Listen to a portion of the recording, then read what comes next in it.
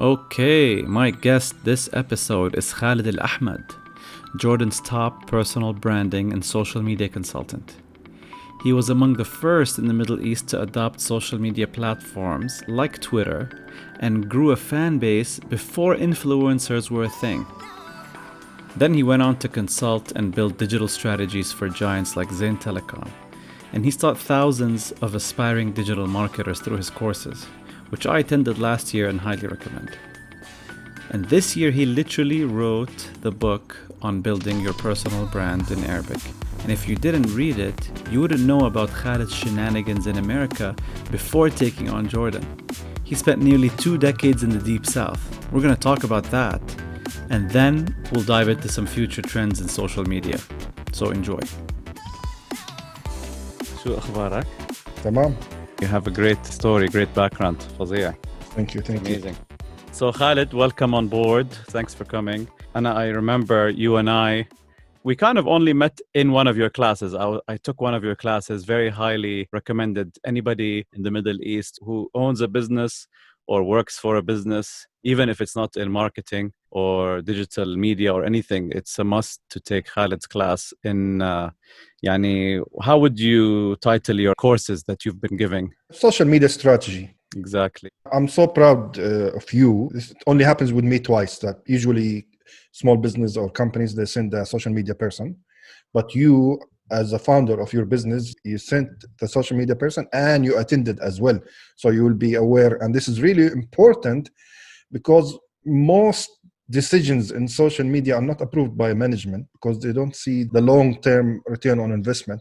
That's why it is important for decision makers like yourself to attend to see the value and the length of the process. It is not black and white. You will not get leads and sales immediately. It has to be like you're growing plants, and it takes a long time. So I'm glad that you attended and you saw that for yourself. Absolutely. It was really insightful. And like you said, management must be involved. It's an ecosystem that you have to nurture and it affects your business in the long term.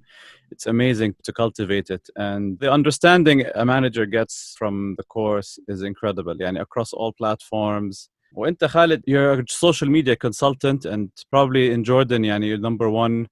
And in the Middle East, with your new book now, which I read last night. Oh, what? Yeah, it's really good. Honestly, the book is about your journey through building your personal brand. Exactly. Yeah. What is a personal brand? It is the impression that people construct about you. So in real life, when you meet someone for the first time, you will have this perception about these people from the body language, the words they choose, the way they dress, the way they talk, and all that. So there's a perception that has been constructed by you unintentionally. So this is in real life. How about in digital life, online? People will construct a perception of you according to content, the way you address yourself online and all that stuff.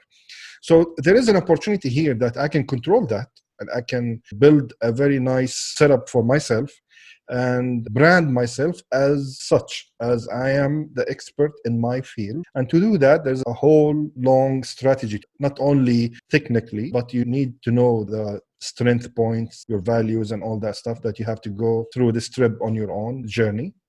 And then there are these tools that can help you along. And once you do that, you will establish thought leadership and credibility for your name that you can use online and offline. The whole process is really good, and it can help you in any stage of your life. If you are a startup founder, if you are an employee, if you are a college student, because now your online presence is really important more than any time before.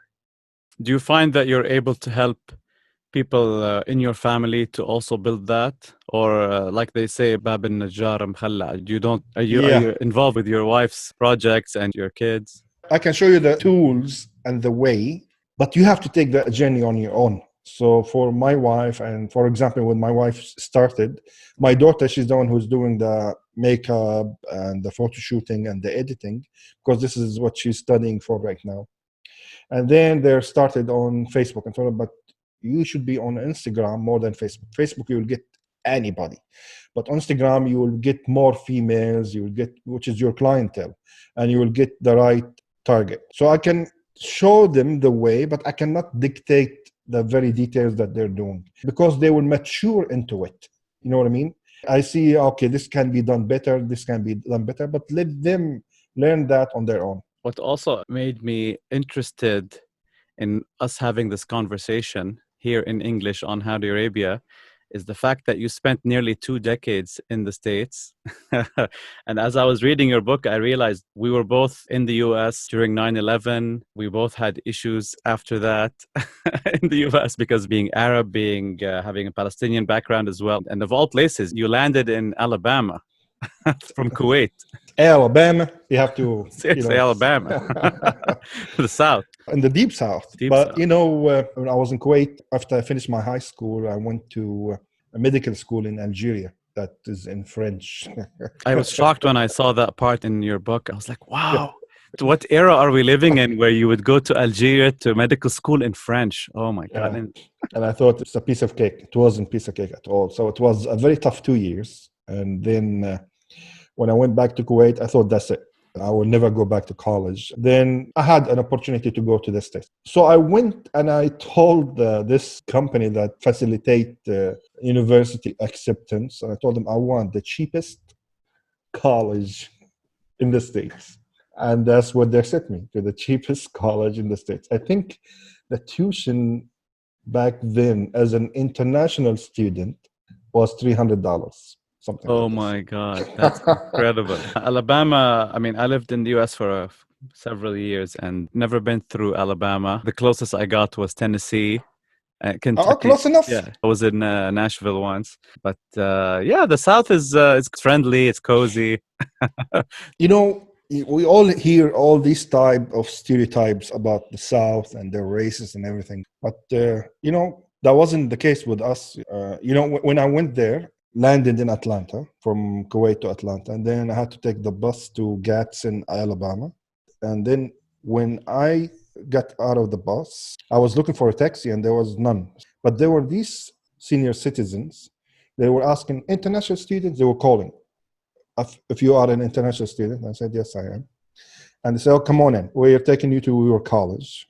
I said, okay, that's nice of you. So the thing is, during my study in Gadsden, which is 3 months, there were only the church, and the seniors, the people who go to church. They are the ones who would take care of the international students. And we were a lot. We were around 100 students from the Middle East, 100 students from Japan, 100 students from South America. Did they all have the same requirement that you asked for to go to the cheapest? Apparently, yeah. So they will have a daily event in one of their houses, and their houses like the movies, really nice house with landscape and everything, free dinner, free food. It was networking. And at that time, all the Arabs were like, I think they want us to convert. So we'll just go eat dinner and skip, So we had this attitude with them. But shockingly, this is what happened. When there was war in Kuwait, when Iraq invaded Kuwait, all these students were more than 100, were a lot, because different levels. We had no way of communication with our families, and we had no income for 9 months during this period. So we were late in tuition, we were late in grocery, we were late in bills, renting, and everything. So we had really tough times. But what happened is each family from that senior family adopted one student. Wow. So all these seniors, people that we used to go there and make fun of and everything, eat dinner and run away, and they adopted all the Palestinian students. Most of us came from Kuwait, and some of them will let you stay in their house for free. Some of them will hire you at their company for free. Some of them will marry their daughters. It's like, where are we? Wow. So this is the South. Yeah, maximum hospitality. So I want this picture of the South. I want people to know about this picture of the South, because this is what happened. And after the war is over, these relationships still exist. People still have strong bond with these families. Wow. Of small town of Gadsden, Alabama. Wow. Is it outside of Birmingham? Yeah, it's about 45 minutes from Birmingham. Then I moved to Birmingham. I lived in Birmingham all my life. Wow, that's amazing. So you found yourself in Alabama during the first Gulf War, basically. Yes. Yeah, let me tell you. When I went to Gadsden, Alabama for the English TOEFL, I only stayed for 3 months. And then I moved to Birmingham to work. So I left college and start working. And I could never get back to school because I was working long hours, double, about 84 hours, 12 hours, 7 days a week. I work what we call Arab jobs, which is gas station, restaurants. This is the Arab jobs. I did that during my 20s. So all my 20s, I was working these odd jobs. I was just living day to day, living the American life, getting to know the American life. And then I got married. And then I started saying, okay, now I'm married.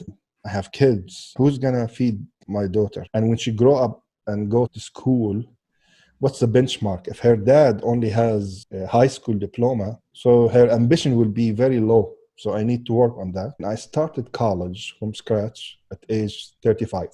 Wow. So I went to Faulkner University in Birmingham. I finished business administration, and then I jumped into a master's in management in '07. And so I went to college at the last years of my life in the States. You spent so many years working in the South, in the US, had a family, you became a citizen. And it's a funny story too. I loved you mentioned that in the 90s you had this idea that for people with our story who go to the US, they should come back with at least 2 of 3 things, right? Yes, I always keep telling people that. Either citizenship, money, or a degree, right? Yes. Never come back before you get at least 2 of 3. If you got man. 3, you're really good. Oh, yeah. And it was funny. My story is I got stuck in the Middle East on a visit in '03, and it was due to the 9/11 issues. I already had my H-1 visa working in New York in '03, but I got stuck back here. They wouldn't renew it for a long time. I lost my job in New York. So I came back without citizenship, but I had my degree and I had met the love of my life, and we were already committed. So at least, Okay. halfway citizenship, let's say. She was in New York, I was in Amman for a while, and then we ended up together somehow over the years. So now, she's here in Jordan living with great. me. Yeah. How long she's been here? Her and I have been here over 9 years now. Wow. Yeah. Because when we got married, actually the year we got married, I got a scholarship to do my master's in the UK. So it was the summer of '06. We got married, and then I heard back from this scholarship program and said you can go to the UK for a 1-year master's degree for free. We ended up living our married life in London for the first few years. No kids. Yeah, it was nice. It was a honeymoon period, and we had both met in New York City. That's where I went to. I actually went to undergrad in the US as well. Nice. Yeah. Nice. And I was actually 9/11 was during my senior year of college. Wow. In New York City. I actually saw, I was in Manhattan. I saw the buildings fall. Oh my God. Yeah. Wow. I have old school pictures that I developed of one tower only. After the first tower fell, I have pictures of just the one. So we were both, it's funny you say that the South is, they're very hospitable, very friendly. I had a very good experience in New York City, even after 9/11. New York, I guess, because it's very multicultural. Yeah, I loved New York. It was always my dream to go. I went there and visited for like a couple of months. I love the mix, the melting pot of New York people. I had come up with this list before I read your book, which is called Shusmo. And I think you should, maybe at the end or now, maybe we'll... in English, it's whatchamacallit. Whatchamacallit, exactly. That's the title of the book, which is an amazing concept for digital identity. I remember you mentioned, like, even in the US, in many parts of your career in the US, in your long career in IT and marketing and digital consulting, you were once called, what was it? Palestinian... Elvis. Palestinian Elvis. Yeah. What was that about? I loved it. I'm still in touch with them. Who are these guys? It's a morning radio show called Rick and Baba. Rick and Baba in the morning. Yeah, Rick and Baba in the morning. And so their website is rickandbaba.com. And these guys are from the South. They're fat guys like me. And They make fun of themselves before they make fun of anybody else. I'm not pro their political direction, but hey, everyone is different. So I used to listen to them every morning because I used to work at this gas station. So they are my companions. You know, this long hours, you have to cover a 12-hour shift and everything. So I got them on the radio all the time. And I was telling my friends, you know, these guys are really funny. I'm thinking about calling the show. And they were like, "Are you crazy? They're going to make fun of you, your accent, where are you from?" At that time, it was in the 90s before 9/11. And they were like, so I make fun of my own accent anyway. One time, somebody called the radio show and they started saying, "Hey, look who's calling us. It's Yasser Arafat," something like that. And I said, "Nah, that's not going to happen." So I called them one morning. And then Baba, he said, "Hello, sir. We enjoyed staying at your motel last night." You know, his stereotype and stuff. I said, "That's funny, but I need to correct you. Motel is for Indians. Gas stations is for Arabs. And this is where I work." So they loved the interaction and, you know, me correcting them. So they said, "Why don't you come by the studio?" So I start going to the studio every morning. And I say all these, you know, funny stories that happens to me at the gas station and with my accent. So it was something new in the South. And that time they were very small radio station. And now they are syndicated all over the States. And I became part of the show for 4 years. That's amazing. And it helped me in getting jobs. So people would know the character of Palestinian Elvis, but not necessarily how he looks like or what's his real name. You know what I mean? Yeah. So I remember one time this girl, she invited us to this party way down deep in the South. So we went there, and when I stepped in, the whole thing stopped. Who is this foreign guy? Then she said, "Hey, y'all, this is the Palestinian Elvis." Then the whole thing, oh, you know what I mean? So it was really good. Also, in one of my job interviews, I always wanted to move from the Arab jobs to a real job. So I went to this company. I was being interviewed. You know, I couldn't give her anything. I have no degree. I have nothing. So I throw the Rick and Baba card. I said, "Do you listen to Rick and Baba?" She said, "Oh, yeah, I love these guys." I said, "How about the Palestinian?" "Yeah, he's really funny." So that's me. "What? You?" The whole job interview changed. Oh my God. I got the job because of, you know, she's loving the radio show. That's amazing, man. That's such a nice entry into American culture. Like you said, the gas station jobs, anything like Subway or deli or any kind of immigrant job, yeah, and you basically kick the door straight into the heart of the American job market with that. Do you ever do anything with the name Palestinian Elvis? No, I kept it. And when I got married, I kind of shied back a little bit. After 9/11 also, I kind of shied back. It's things weren't as easy as before. You know, the funny thing, when I went to take my citizenship exam, we did a whole show about it. We drove 4 o'clock in the morning from Birmingham to Atlanta, 2 hours drive. They parked, their minivan is like Ghostbusters. It's really funny. They parked outside the federal building and they were calling out, "Khaled, George Washington is not the 18th president." And they were like giving me sheets and answers and everything. And that was funny. Is that content somewhere? Archived somewhere? I'm dying to find it. And they told me, yes, Khaled is somewhere on iTunes, but I couldn't go through the whole thing. But it is there recorded. One full show. Yeah. Wow. Oh, you have to find that. I need to find it. Yes. Oh my God. In your book, you had a picture with you and Baba and Rick and Baba. what is Rick and Baba together? Yeah. So, have you been back to the US in recent years? I divorced the US in 2007 because of the way the states changed. Before 9/11, I loved the states. After 9/11, it was all very, very tight, especially in the South. It wasn't easy. Life was not easy. So I said, okay, I'll wait till I finish my degree, then I'll leave. And that's what I did. I went through college, finished college, and I left. I was happy to see Obama back. And now I'm not happy to. Yeah, I mean, when Obama won the election, it was the end of 2007, I think. It was a very moving time. Yeah. I think it was against McCain. The American racism was hidden to the world to some extent, I felt.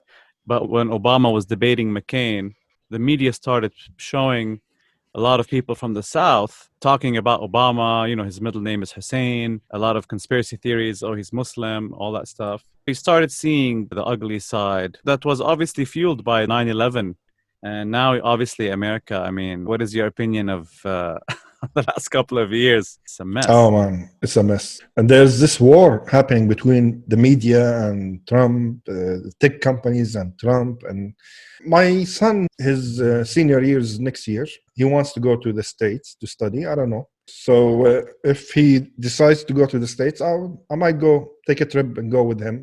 Yeah. Would you send him to Gadsden and Birmingham again? No, No way. No, I'm sure there are other opportunities out there. I want him to go to a nicer college. So this is up to him. I'm not going to interfere, but I will visit Alabama for sure. Do you think, us sitting here in the Middle East, we look at America, do you feel like America is on a decline path, or this is just part of its journey? What do you mean on a decline? On what sense? On a decline path? In the sense where a lot of people, they love to talk about the idea of the fall of the empire, the decline of the empire, because it's always been happening in history. You have the Roman Empire, the Islamic empires. They've all declined and someone else took their spot. Yeah, let me tell you from my perspective, yes, when you look at erosion of social structures in the US, the erosion of friendliness and cooperation, and then the political corruption as well, where congressmen, they're just bought by the big corporations and the media is just biased. You feel like, oh man, America is finished. And then you see China rising. You're like, oh my God, this is a big threat. But for me, whenever I look at the incredible innovations that are coming from the US, even though some of them are not extremely moral, the extent of the innovation, the concept of the internet, content, digital media, in every area, food, culture, entertainment, Hollywood, strength of the dollar, it's like, I started thinking, which idiot will bet against America, even in the next 20 years? It has so much to give. Google, Facebook, these are all powerhouses that the US has. It's almost like an arsenal of global soft power. Even if they didn't have a military, I mean, imagine what would happen if the US turned off Google services to a country, for example, or, what would happen? I mean, China already doesn't care. Obviously, they don't even use Google that much. Yeah. But do you think that America will remain this big innovator and this number one in the world?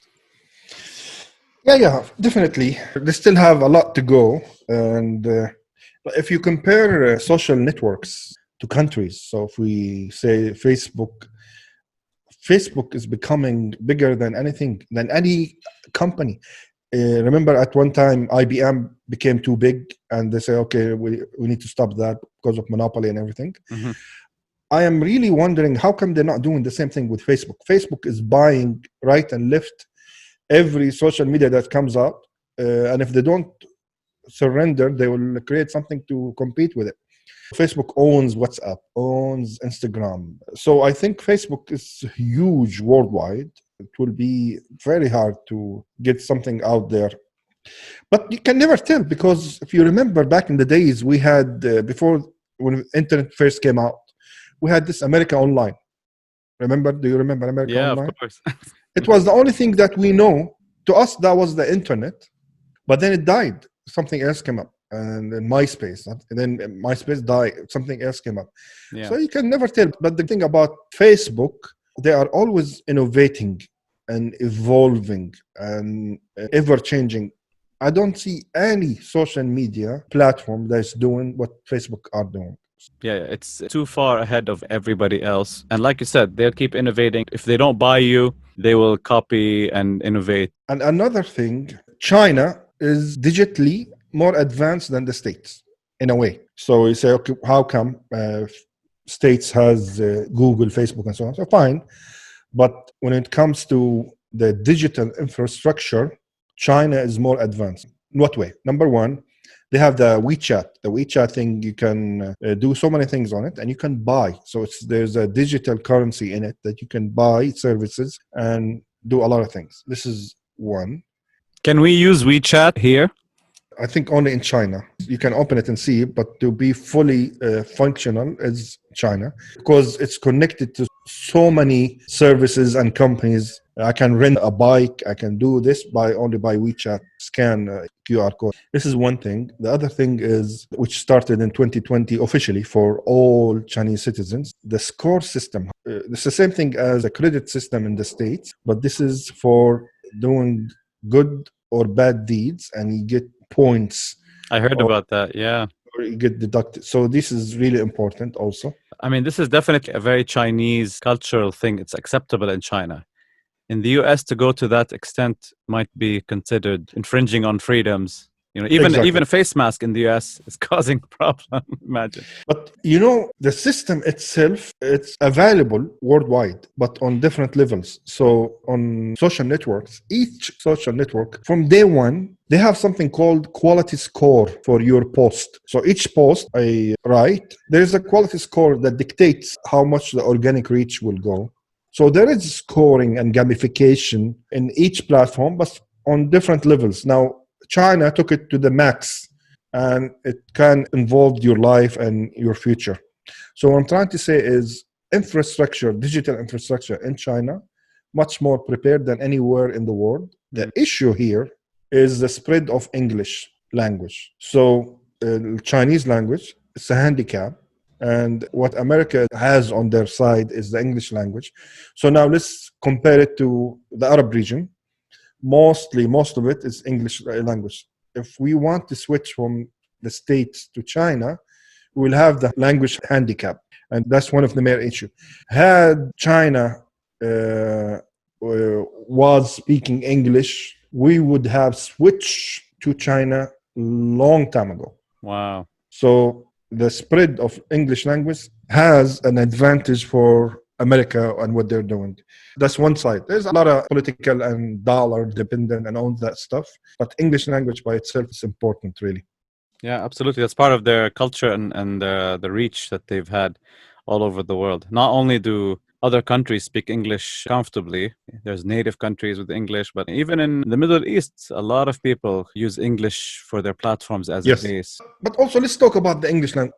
Now with Netflix, and we're watching all these TV shows that are non-English, like Dark, for example. Dark is a masterpiece in German. So you start thinking, okay, if I have been listening to the story of things in English all my life, I wonder what's the story of things in Spanish or German or. Yeah. So, Will Smith, he visited Jordan to promote his movie, and I was one of the lucky people who sat with him. Mm-hmm. And I asked him a question. I told him, Will, you come here and you go to Abu Dhabi and so on. When you go back to the States and your friends ask you about Arabs or Arabic countries, what do you tell them? He answered me in a very smart way, and he was telling me that this is not my job to tell them the story of Arabia. He said, look, the States, and we have Hollywood, and we were successful in selling our story through movie making. Now, let's talk about Jordan. Jordan, when it comes to movies, one of the biggest movies in history were made in Jordan. You have the opportunity to tell your own story via movie making. You know what I mean? We have been listening to the story in English because that's the only way we know. We only know Arabic or English. Arabic content is zero. The past 2 years, we start seeing Arabic production content, valuable Arabic production content. English, we have been listening, reading English, watching English language since we were born. This is one side of the story, but we are not aware of the Spanish, German, Chinese, Russian side of the story. And this is important. At this time, we have to be more independent and not dependent on only one side of the story. Wow, that's true. As Arabs, when we look at other non-English cultures, for example, Spanish, Jordanians know Spanish culture through Real Madrid, Barcelona, the Liga, and then maybe from Netflix, from shows like The Money Heist, Casa de Papel. So that's a really good segue into their culture. For example, Turkey, one of the biggest reasons for the tourism influx in Turkey, the Turkish soap opera. They were successful in selling their story to the Arabic market via Turkish soap opera. TV. Absolutely. The Arabic market consumes a lot of Turkish soap opera. It's a huge market for the entertainment industry. And yeah, it's their culture. You're right. I never thought of it as also a tourism boom. I thought of it just as pure money to the networks from Arabic, Arabsat to Turkish studios, but it's also tourism. You're right. Even the money heist did bring traffic and tourism. People wanted to see and there is like a whole program that you can go and see the things, the places they did. The Central Bank of Madrid, Yeah. Madrid, all that stuff. Right. The same way Game of Thrones brought traffic to those locations like Croatia, Northern Ireland. Yeah, ironically, we're talking about the spread of other non-English language. It's funny that America is even the vehicle for the world to spread their own culture. I mean, sometimes we criticize America for, spreading their culture through capitalism. Like McDonald's is in every corner of the world. Starbucks is now going everywhere. It's kind of like stripping away at local cultures. Like the French would also tell you that they hate McDonald's and stuff like that. But it's funny now we're using American tools, as we always have been, to maybe help make the world understand our culture better. And like you said, film production is something that we're very far behind on. Actually, I was in the US last year, and we were talking with a bunch of Arabs in Detroit, in Michigan, where there were a lot of Arabs. And we were talking about how will you tell your children, as someone who has a Palestinian heritage, and your children are growing up in today's world where there's so much media, so much history to consume. What emotional message do you want to send your children about the injustice of our ancestors in Palestine? And we realized that, is there just one film about the Nakba? Just one feature film about the Nakba? Even as a background, forget as the actual story. There's a bunch of documentaries, but is there one movie about the Nakba as a backdrop for a story? I mean, we're still at that level in 2020, where I've seen maybe 30 movies about World War II, World War I, the Holocaust. I've seen maybe 20 movies with the Holocaust as a back. Even superhero movies, you'll find settings of Vietnam or Holocaust or Gulf, even the Gulf War. The Gulf War, there's dozens of movies, maybe 100 movies that have the Gulf War in Kuwait and Iraq as a backdrop. The Nakba, there's not even one, which is... I thought, okay, this is going to change now. After 9/11, there's been a re-energizing of the Arab voice to fight back, but we're still here. No. The thing is, you were able to see that because this is part of the American story, that they went to Vietnam, they went to the Gulf and so on. And now the enemy is not Russian, the enemy is the radical Islamist. This is part of their history or their narrative, yeah. But Palestinian Israeli story, it's to them, it's for once, we were never there to tell them our side of the story. They only heard the story from one side, and that's the side they want to believe. And our communications evolved into now we are successful in communicating our story now, but we were not at the beginning. We grew to it, but it's never too late. Now we have our new generations of our kids that are into movie making. And now we have the tools, the know-how, the platforms that we don't need to go the traditional way to create a full-fledged movie. We can have these independent movies and compete. Yeah, the content now, it's more democratized. Even in the 90s when we were in the US, the funnels were limited. You had a couple of networks on the cable and then movie theaters. And you're right, the American story about the Middle East, the Israeli version fits perfectly with the American story in the Middle East, especially after 9/11. When it became anti-Arab, anti-Islamic, it was perfect fit. We were set back 2 more decades with that. I'm actually curious to see when you inshallah you travel with your kid to America for his undergrad. It's going to be interesting. Maybe Trump won't be there by that time, hopefully. I don't know about that.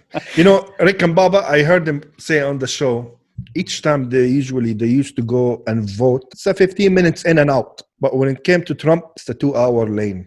Wow. In Alabama, huh? In Alabama. People got excited, yeah? And they want him to be that person. Yeah, so I don't know. Well, look, in America, it's funny. Doesn't matter what Alabamans think or what Californians think, right? It's only a couple of states. Michigan, Wisconsin, Pennsylvania, Florida, Ohio. Those are the 5 states that really decide everything. Right. Everybody else already has their majority set. Right.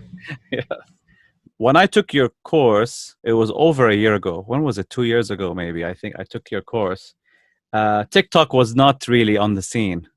And I wanted to ask you, since we consume the written word, we consume audio, we consume visual, maybe VR to some extent, but not really yet. Is there another medium coming next, or are we still going to be seeing a lot of mutations of the same thing? Like for me, TikTok is basically stories on cocaine, basically. Yeah, on acid. Acid. Yeah. What do you think of TikTok, first of all? Uh, Or TikTok is one of the main successful platforms. For example, before that, the one who made the revolution is Snapchat. So Snapchat was the story creator. Because before that, it was when I post something on Facebook or Twitter, it's called blogging. So I blog by writing or video taking or even live. I'm blogging something. So this is content that I'm writing, but this is not fresh content. And then Snapchat came and he said, I'm not going to take any of your photos from the album. It has all to be instant now.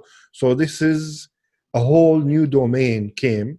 And that generation started liking, and the new language of the young generation that, oh, blogging and writing, this is so old. We want something instant. What are you doing now? And we want to talk to your camera, not to your album. So this is a new revolution. But Facebook had a fierce war with Snapchat. Mark, he came and he visited them. I'm going to buy you and you're going to thank me for buying you. And they said, no, we're not going to sell you. So he messed with them big time. Even when they went IPO, he went and he did something that their IPO lost. And so they are suffering big time now because of Mark. So that didn't succeed much, Snapchat, and now they're suffering. And Mark Zuckerberg, he stole the stories and everything from them, and he implemented it on Facebook, WhatsApp, and Instagram. And now it's doing really good on Instagram more than anything else. And they cannot fight him because they are in the same country and he has the upper hand. But when TikTok came and from China, that's a whole different domain for him. He cannot fight them head to head, even though you'll see posts and say, TikTok is a spy software from the Ministry of Defense in China, blah, blah, blah, blah. So what Facebook and Google knows every step. Not only they know what we're doing, they can now predict what we are about to do. Because they have so much data about us. There is a whole department in Facebook called predictive analytics that they know exactly what you want, what you're going to do because of the amount of data they have on you. So they cannot really fight TikTok like they did with Snapchat. And TikTok is, like you said, stories on acid. They're succeeding big time. The algorithm in TikTok is easier than the social platforms. During COVID-19, people, and until now, there is an opportunity. Anyone who started TikTok, you will see a fast influx in followership. So I can, within a month, to come up with the 10,000 followers on TikTok faster than any social media platform. Now, people say, TikTok, the content is trash. Fine. Don't create trash content. Create your own content. But you have to know the in and out of TikTok and how to use that language. Today, I shared a video from Gary Vee about 10 tricks about TikTok and showed you there's so many things that you can do with text and this and that and music and that. So TikTok is a future platform. And it's not for me because I'm a blogging type of person. It is for the younger generation and they appreciate it and they know how to use TikTok. I don't. So I think TikTok will move. It is growing fast, but it will keep growing. I don't see it dying because it is not in the reach of Mark and Facebook like Snapchat is. Yeah, so you're that's right. one of their advantages. Yeah, they're a Chinese company, yet they've managed to crack American culture. The world. TikTok, yeah. But the fact that American influencers are serious about TikTok, they don't care that it's from China, So Yes. that's amazing. It's one of the first apps, Chinese apps, that's going global. WeChat is China and that's China, but this one is going global. And I had this message from this lady. She claimed, hey, I work at TikTok, want to come and visit you at your office. And I was like, I thought this is some kind of spam or something. And then this lady from TikTok, she came and they have a main office in Lebanon. So they are aggressive everywhere. We still talk on WhatsApp. So I told her if I want to do advertisement and it's not announced yet, she said, we are not open in Jordan, but let me see something. Yeah, you can do it if you contact this person. They will make it happen. Can you believe that? They are aggressive globally. That's impressive. That's amazing. So you don't see them go the way of Snapchat. They're not going to be threatened like that. That's interesting. Yes. Because of your profession, helping businesses function properly in the digital landscape, do you see TikTok as something that you have to practice yourself so that you can be able to advise on for companies? Or you're going to stay away because you don't see it as a future for corporate digital advertising? No, actually, I see it. I see it as a future. It's a good platform to be on. It's a good platform for you, Imad. For your business, you will make magic on TikTok. You just need a TikTok person. I cannot hire a social media person. I need a TikTok person who speaks TikTok. Come, and this is our brand. I want this brand to be on TikTok. That's what you need. I recommend it to some of the companies I work with. It does need someone dedicated to TikTok. And it makes sense because if you're going to create good content, you can also use it on other platforms. It's not just for TikTok. It'll spill into Instagram, and Instagram stories and TikTok have a bit of an overlap in terms of the behavior. We're trying TikTok at Labbas. We've been trying for a few months, but we don't have dedicated person, so it's nothing serious. We do need to jump on board. We were actually late to really take Instagram seriously many years ago. We've only been serious on Instagram maybe 4 or 5 years or something like that, less even. And maybe because I'm now in my 40s, so I'm not No, don't say that. I'm not as quick as the younger entrepreneurs out there to like jump on the latest thing. Just think of this. Early adapters of any social platform wins big time. You will have a really strong legacy that you can use for the longest. I'm not a TikTok person. Also, I started an account a couple of weeks ago, and I cannot make myself go and make a video there because this is not the language. I have to really dedicate myself to it, and I don't have the energy for it. But if I want to, and I have really a need for it for my business, I can create success in my business if I become one of the early adapters on TikTok. So sometimes you have to force yourself or get someone who knows how to speak that language. That's true. Yeah. I think I was discouraged because last year I felt that because we didn't jump into Snapchat aggressively and I didn't feel it mattered that much. Maybe it did. Maybe we missed out on some nice traffic from there. But maybe that caused us to kind of slow down and be like, you know what? Maybe TikTok's going to die. Because TikTok, Aslan, it was something else a few years ago. Yeah. The platform was Musically, I think, or something. They merged together. They merged, yeah. You know what? Other day I was listening to, Andrew Yang. He ran for president. He was among the 20 Democrats who wanted to get the nomination before Biden locked it up. He has a podcast right now that's very interesting. He's a social entrepreneur. He started Venture for America, which is a placement project for tech companies to find good people. He became famous because his platform was to give everybody $1,000 for free. It's called Universal Basic Income. He wants to give every American adult $1,000 a month from the government as a starting point, to pay their bills. And then everything they work for is on top of that.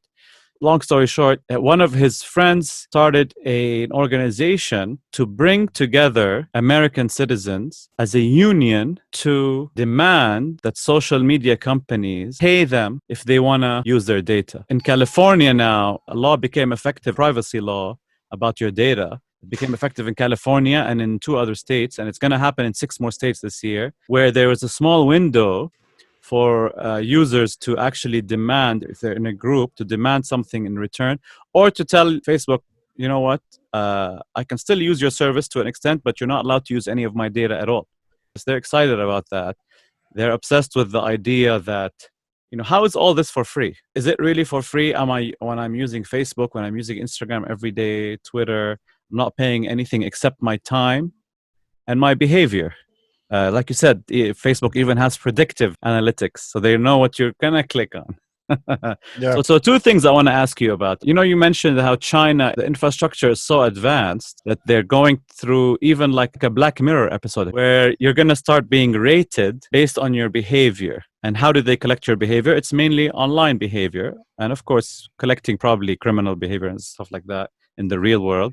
Sure, I have activity online. And right now, all the platforms, they have a right to track it. I already clicked the terms. They can market it maybe to other digital companies, whatever. It's a big industry. Even the remarketing of the data is now a $1 billion industry. My question is it going to affect people's right to be a quiet person who's not really active? For example, personally, I don't use Facebook to read or to post. I use Facebook to connect with certain people, but then I don't read any of their posts, and I don't post anything on Facebook. So for Facebook, I'm a very bad user. I use the mutual friend thing as a way to figure out if I have any connection with them. To Facebook, I'm not a great user because they really can't tell what I'm going to click on. So in this new Chinese world, my question to you is, am I gonna look like a bum, basically, because I'm not active on social media? Is that gonna be a penalty on someone who's not active on Facebook?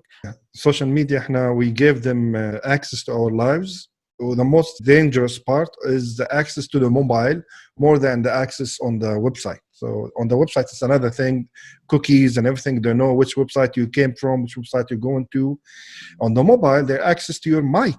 The access to photos, your album, a lot of things, and other apps. So, for example, Facebook now can measure your state of emotional stability. So they know when you are in a good mood, they know when you are in a bad mood. How? Because of different KPIs. One could be, what are you listening to on Spotify? So this is outside Facebook totally. One could be, how is the location of your mobile according to other mobiles that are sitting with you. So if you are together in the same direction, that means, because this is a patent that Facebook just bought, this means that you just met this person and you are together for 15 minutes. So this will trigger something. Let me look at on Facebook, what are your common friends, even though both of you, you're not friends on Facebook. So if this is here together 15 minutes, let me go and look for their common friends on Facebook. They are above 10. Okay, so I should recommend you to him. You know what I mean? So there are so many things that we are unaware of that Facebook does. On the other part, Facebook used to use third-party apps. Now they don't. They have a mature AI that analyze keywords that they hear from you. So if you are speaking and your phone next to you, they're using that keyword analytics. Anything you write, anything you comment, photos, tags from photos. So Facebook has this patent, another patent, that they translate each photo. So this photo of my daughter, they say, young female petting a cat. So they have their AI translate photos, and they know exactly a group of people smiling inside a building or outside, a group of 8 people. So all this data, Facebook is using this data to analyze you. So they say, okay, let's go back to psychology. People belong to 5 characters, and they call it the ocean personality, OCEAN, openness, consciousness, and so on. So now, if I'm doing an online targeting, so I target according to demographics. So I want to target males who live in this area from this age to this age, who are interested in 1, 2, 3. Okay, so you deliver your message to those people. But how can you raise the percentage of buying or acceptance of this idea if I know their psychological background, which is a huge issue in America, because this is medical records. You're not supposed to know these things about this person. In the past, they used to use a third-party application to find out where do you belong in which persona, OCEAN, and each one, I know the key for it. So if you are aggressive, I know how to talk to you to convince you.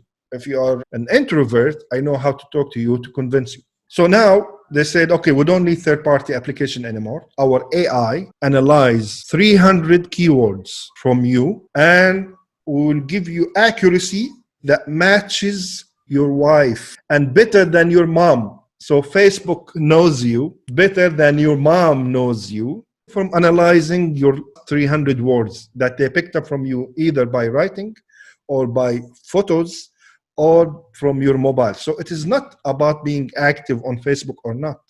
You have the mobile with you. That's it. You're sold. Wow, the level of intervention into your behavior is deep. I thought that if you just have Facebook but use it very rarely, No. they really don't have much on you. Facebook in 2012, 8 years ago, said, okay, now we know the mood level of each person. Let's see if we can control the mood level of each person. If we stop the algorithm of showing content on your timeline and we do it manually. So let's increase the level of negative content and see if this would affect your content production. So increase of exposure to negative content, they found out, will increase your creation of negative content. So they found out this in 2012. Okay, that's good. Let's do something else. So they start studying mood levels for users and see how would that affect their buying habits. So they said, if you are in a low mood, a negative mood, you will buy more grocery. If you feel more accomplishment and positive mood, you will buy more luxury items. Somebody at Facebook can raise the accomplishment content or the positive content exposure for you to feel accomplished, and then you'll be prone to buy this luxury item. If I want you to buy grocery items, I'll make you feel miserable, so you'll buy. You know what I mean? See the power? Yeah. Because we have the dashboard, and the dashboard at Facebook, the issue with dashboard at Facebook is anyone can come and plug into it. If Facebook, they're not doing it, other people are doing it. For example, remember when we talked about scrapping data from Facebook is so easy. There are all type of tools that I can plug into Facebook and scrap data and say, okay, I want all the data of the fans of this page or the members of this group. Anyone can do it. Facebook, they know about it, but they're not stopping it. So all this exposure to Facebook and social media, it is dangerous. And now we know more about it, and it can be done in a commercial way or in a political way. So I can use it to sell an item, or I can use it to sell an idea and talk you into voting for me. Facebook did that in 2014. They said, let me help you get more people to vote, regardless to whom. We can raise the number to vote. So they created this thing, I voted button, and they asked every US citizen on Facebook, if you have voted today, you can click on this one here and we'll have this badge that you voted to all your friends. So this influence the people to vote and raise the voting from 30s to 60s at that time. Wow. So there is power in Facebook, and this is what we know. What we don't know is much more than that. Well, interesting. The other thing I wanted to ask you, which is very linked to this issue, let's say I consume Netflix on a daily basis. Netflix, there's no advertising served, and they probably don't listen in on your voice. They don't follow your movements. They don't have all this stuff, but they got your money. That's the difference. Tech companies who have very high traffic and consumption, they either opt for the advertising model where they take your data, or they take your money, one or the other, basically. I think now YouTube does it. You can have a premium account, 0 ads on YouTube. That's true. Yeah. So that's always the basic rudimentary split between free and non-free is the ads. Do you think that Facebook, the giant that it is, will carve out an option for its users to pay, let's say similar to the Netflix fee, and say, okay, your data, we promise 0, we're not following your phone, we're not doing anything for you. Just pay us $10 a month, you're done. You can use Instagram, Facebook without any tracking. Would you think that would cover your value to them? Because this guy, Andrew Yang, was on his podcast, he was talking about how much the average Americans value to Facebook as a number. So he's saying that value, they're trying to push Facebook to say, okay, I'll pay you $10 a month, but keep me completely out of, I want to use your system for $10 a month, but don't use my data. What do you think of that concept? I would love to have it, but I don't think Facebook would do it. I think they're making much more than that per user. And the direction of Mark is not to make money from end users. He wants to keep giving us free service and give us more value and take our data for that. Yeah. And have the companies pay them for advertising. That's the big pie. And I don't think companies would be happy if Facebook suddenly became not an ad-based platform, if it became like Netflix, they would go crazy because we're so invested. Even my company, Mlabbas, we're deep into campaigns and ad sets, and like we're really drilling down. If you take that away from us, yeah. What do you think of the trend, especially on Facebook and especially in Jordan, where users, they don't use their real name, sometimes not even the real picture, and they're active users? What does that say about our culture, and what does Facebook think of that? Anonymity was an important topic back in the blogging days because we as users, we used to only receive content from brands, but now we are generating content. So there's this new term that's called user generated content, which is what social media is basically about, is that the end user now, they are generating their own content. They're no more recipient of it. So when we started generating our own content at the beginning of social media by blogging, we were timid, afraid. We're not sure how brands, government will receive that. And we were learning freedom of speech, the ability to say whatever we want, and the privacy and all that stuff. So at that time, it was feasible to blog as an anonymous person. But once social media came, it became all about personal branding and about me and identifying myself and what I can do and what I can say. These things faded. It's no longer a popular thing. But in certain cultures, back when Facebook started, by the way, girls were not on Facebook. It was like, what? You have a Facebook account?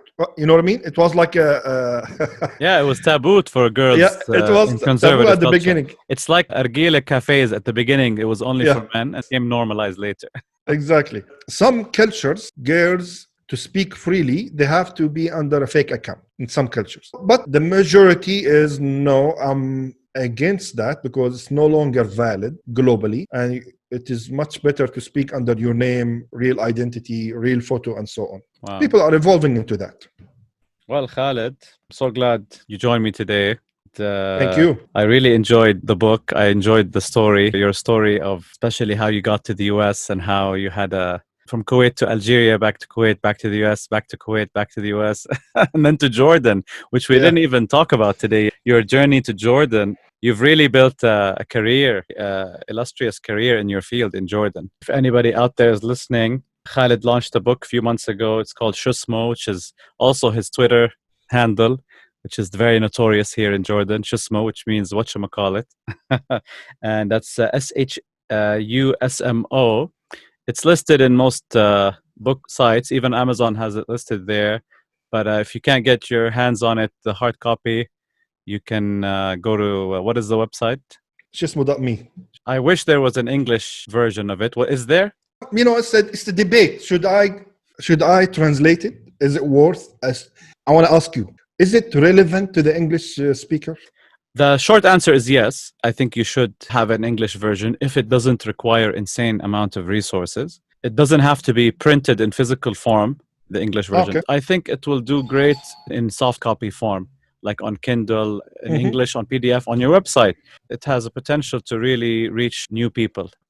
When I met you, I only met the face of Jordan's social media strategy professional. I had no idea that you had another whole lifetime in the US, for example, with an entire backstory in the US and Kuwait and all this stuff. Wow. It's worthwhile doing it in English without too much headache. It's should be done. That's my opinion. It's not just a compliment to you, to the value of the book, but also commercially speaking, I think it's not about the money, of course, not commercially in terms of dollar value, but in terms of getting your story out there, it's worthwhile. And do more of these interviews in English.